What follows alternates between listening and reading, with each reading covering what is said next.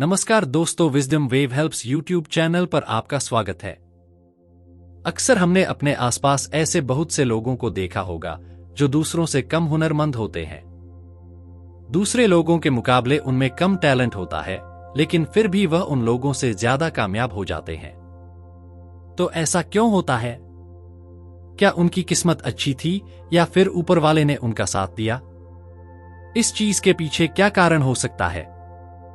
जरा सोचिए, इसके पीछे सबसे मुख्य कारण आलस्य होता है। जी हां, कामयाब होने के लिए सिर्फ हुनर नहीं चाहिए, उसे करने के लिए जोश और हिम्मत चाहिए।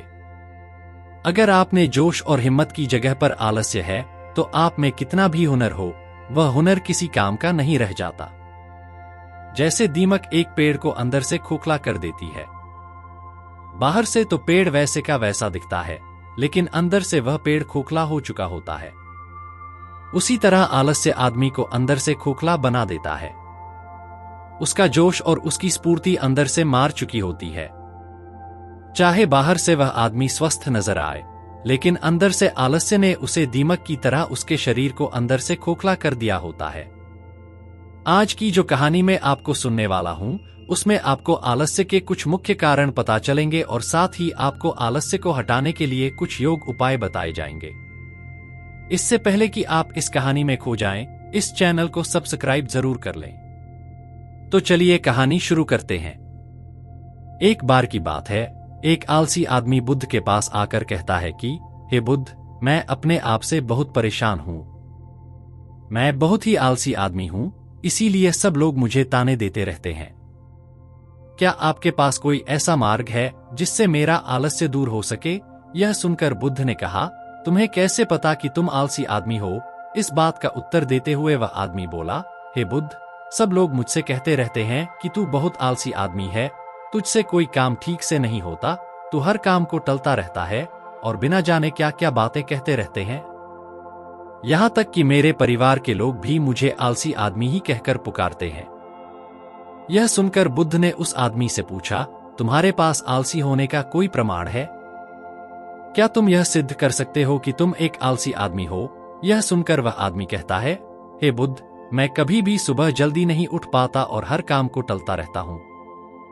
मुझे लगता है कि आलसी होने के लिए यही प्रमाण काफी होगा। इस आदमी की बातें सुनकर बुद्ध कहते हैं, आलस्य को समझने के लिए हमें यह जानना होगा कि आलस्य क्या है और वह किसी आदमी के शरीर में कैसे जन्म लेता है। अगर कोई आदमी किसी काम में पूरा ध्यान नहीं लगा रहा, उसमें उसे काम के प्रति जोश नहीं है, उत्साह नहीं है, तो उसका कारण आलस्य होता है। आलस्य जोश और उत्साह का विपरीत होता है। इसे समझने के लिए हमें यह जानना अति आवश्यक है कि आलस्य आदमी के शरीर में दो स्तर पर जन्म लेता है, शारीरिक स्तर और मानसिक स्तर। यह कहते हुए बुद्ध ने उसे समझाना शुरू किया कि सबसे पहले शारीरिक स्तर पर आलस्य को समझते हैं। इसके बाद बुद्ध ने अपने धाम के भिक्षुओं की तरफ इशारा करते हुए कहा, तुम जरा गौर से इन भिक्षुओं का चलना, उठना, बैठना और लेटना देखो।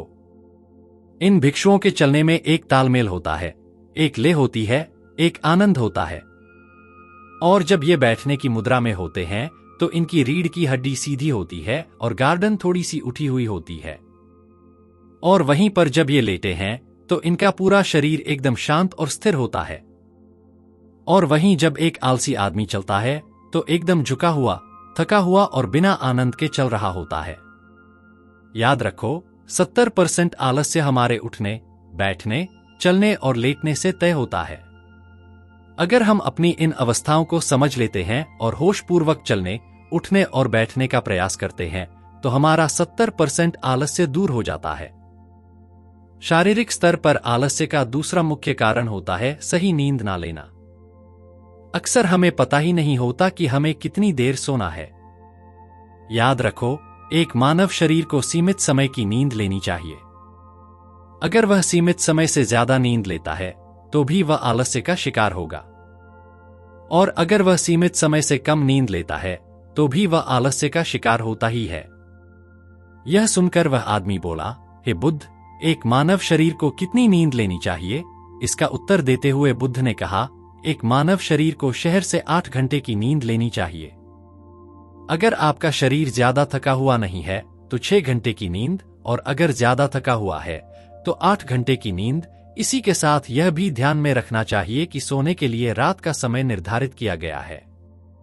कुछ लोग दिन में ही सो जाते हैं, जिसकी वजह से धीरे धीरे आलस्य उनके अंगों में समाने लगता है। शारीरिक स्तर पर आलस्य का तीसरा मुख्य कारण है सुबह जल्दी ना उठ पाना। पूरी प्रकृति, यहां तक कि पेड़ पौधे और पक्षी भी सुबह सूर्य उदय होने से पहले जाग जाते हैं। यह हम पक्षियों को देखकर भी समझ सकते हैं कि प्रकृति ने मनुष्य के जागने का कौन सा समय निर्धारित कर रखा है। अगर हम सुबह जल्दी उठते हैं, सूर्य उदय होने से पहले उठते हैं, तो हमारे शरीर में एक ताजगी होगी और हम हर काम में अपना मन लगा पाएंगे। यह सुनकर वह आलसी आदमी बोला, हे बुद्ध, लेकिन मेरा काम ऐसा है जो मैं रात में कर पाता हूं। इसी वजह से मैं रात में सही समय पर नहीं सो पाता और सुबह जल्दी नहीं उठ पाता। तो जिन लोगों का काम रात में होता है, वे सुबह कैसे जल्दी उठ पाएंगे? यह सुनकर बुद्ध कुछ सोच विचार करते हैं और उसके बाद कहना शुरू करते हैं, जिन लोगों का काम रात में होता है, उन्हें अपना काम पूरा मन लगाकर करना चाहिए। और यदि ऐसे लोग रात में काम करके दिन में भी सोते हैं और सीमित समय की नींद लेते हैं, तो वे भी आलस्य से बच सकते हैं। लेकिन रात में जितनी गहरी नींद आती है, उतनी गहरी नींद दिन में नहीं आ पाती, क्योंकि दिन में शोर शराबा ज्यादा होता है, जिससे आदमी गहरी नींद में नहीं जा पाता। इसीलिए जो आदमी दिन में सोता है, उसे कुछ ऐसी व्यवस्था करनी चाहिए जिससे बाहर का शोर उसकी नींद में बाधा न डाल सके। इसके लिए वह अपने कानों में रुई वगैरह ठूंस सकता है, जिससे बाहर की आवाज उसके कानों में न पड़े और वह गहरी निद्रा ले पाए। शारीरिक स्तर पर आलस्य का अगला मुख्य कारण होता है भोजन सही समय पर और सही भोजन करना। शरीर के लिए अति आवश्यक होता है। कुछ लोग ऐसा भोजन करते हैं जिसमें कोई जान ही नहीं होती। अब आप ही सोचिए, जिस खाने में जान ही नहीं है, जिस खाने में ऊर्जा ही नहीं है, वह खाना आपके शरीर को ऊर्जा कैसे दे सकता है? और अगर इंसान ऐसा खाना खाएगा, तो उसका शरीर किसी भी काम को करने में प्रतिरोध करेगा ही। अक्सर गलत समय पर उल्टा सुल्टा भोजन करने से आदमी का मोटापा बढ़ता चला जाता है, और एक पतले इंसान के मुकाबले एक भारी शरीर वाले इंसान के शरीर में ज्यादा आलस्य आने की संभावना हो जाती है। इसीलिए ऐसा भोजन करो जो प्रकृति से सीधा प्राप्त हो रहा हो, जिसमें कुछ ऊर्जा हो। यह सुनकर उस आदमी ने कहा, हे बुद्ध, शारीरिक स्तर पर तो आलस्य को मैं समझ गया हूं, लेकिन मानसिक स्तर पर आलस्य क्या होता है?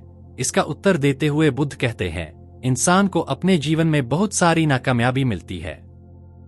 जब वह नाकामयाब होता है, किसी काम को पूरा नहीं कर पाता, तो उसका जोश और उत्साह अगले काम को करने के लिए ठंडा पड़ता जाता है। जब भी वह किसी नए काम को शुरू करता है, तो उसका पिछला काम उसके मन को प्रभावित करता रहता है। इसीलिए वह नए काम को पूरे जोश और उत्साह के साथ और पूरा मन लगाकर नहीं कर पाता, और यही आलस्य का कारण बन जाता है, जिसकी वजह से वह नया काम भी पूरा नहीं हो पाता, क्योंकि उसमें उसका पूरा मन और पूरा जोश नहीं लगा होता है। इसके लिए हमें यह समझना जरूरी होता है कि जो पिछला काम हमारा पूरा नहीं हो पाया, उससे भी हमें बहुत कुछ सीखने को मिला है। उससे हमें एक अनुभव मिला है जो हम अपने नए काम में लगा सकते हैं। तो पिछले काम के प्रति नकारात्मक नजरिया रखने की बजाय सकारात्मक नजरिया रखेंगे, तो आलस्य हमारे मन में नहीं आएगा।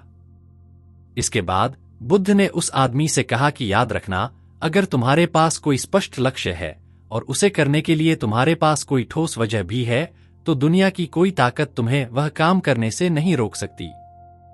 दोस्तों, जीवन में अगर कुछ हासिल करना है, तो हमारे पास सिर्फ आज का ही समय है। यह मत सोचो कि कल आएगा। यह मानकर चलो कि हमें जीने के लिए सिर्फ ये 24 घंटे मिले हैं। इन 24 घंटों में मरने से पहले मैं क्या कर सकता हूं, यह समझ लीजिए कि एक एक सेकंड मिलकर 1 मिनट बनता है, और एक एक मिनट मिलकर 1 घंटा बनता है, और घंटे एक पूरा दिन बनता है। तो हमारे लिए सबसे ज्यादा जरूरी वह सेकंड है जिनसे पूरा दिन बना हुआ है। इसीलिए अपनी किसी भी सेकंड को बर्बाद मत करो, क्योंकि एक बार जो घड़ी बीत गई, वह वापस लौटकर कभी नहीं आती। तो दोस्तों, कैसी लगी आपको यह कहानी? कमेंट सेक्शन में जरूर बताना, और अगर अच्छी लगी तो इस चैनल को सब्सक्राइब जरूर कर लेना। तो मिलते हैं अगली कहानी में। तब तक के लिए अपना ख्याल रखें।